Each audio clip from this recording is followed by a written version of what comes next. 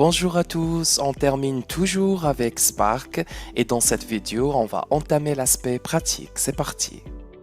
En fait, le concept principal tourne autour de l'ensemble de données distribuées résilient RDD. Donc RDD, c'est Resilient Distributed Dataset ou base de données. Tout d'abord, on doit créer les RDD et pour les créer, ça peut être à partir de plusieurs sources. Donc, comme vous voyez dans l'exemple, on peut créer, par exemple, on a un ensemble de numéros, on peut les ramener ou bien on peut l'importer de la part d'un text file, HDFS, Hive aussi, comme on a parlé pour les bases de données SQL, etc. Et on peut créer les RDD aussi from JDBC, Cassandra, HBase, Elasticsearch, JSON, CSV, etc., etc. Après avoir créé les RDD, donc on passe à la transformation RDD avec plusieurs actions, comme vous voyez, map, flat map, filter, etc. Et on va donner des exemples pour comprendre. Donc, après avoir créé les RDD, on doit bien évidemment les transformer en tables indépendantes avec plusieurs actions qu'on va voir ensemble par la suite.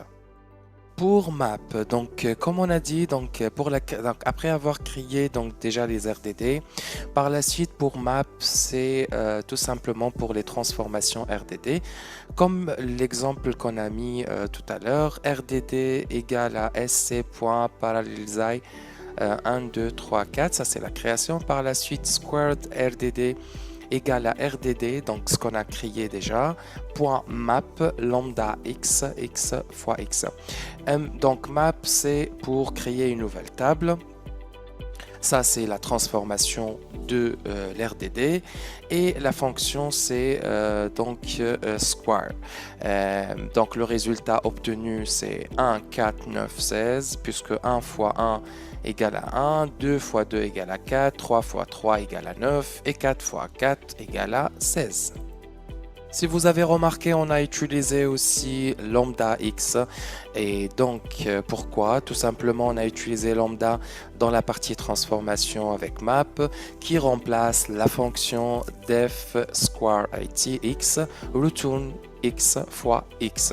Donc on peut la remplacer avec lambda x 2.x fois x.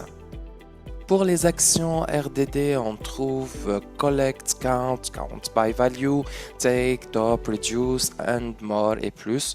Et on va bien évidemment on va utiliser plutôt quelques actions dans la prochaine vidéo. Donc on va commencer déjà à mettre en pratique ce qu'on a vu avec des programmes Python pour la création, la transformation RDD et bien sûr le résultat à la fin. Merci d'avoir regardé cette vidéo, cette petite vidéo pour les RDD. On va voir par la suite à la prochaine vidéo comment on va résoudre quelques problèmes en utilisant Python et bien évidemment ce qu'on a vu dans cette vidéo. À tout de suite.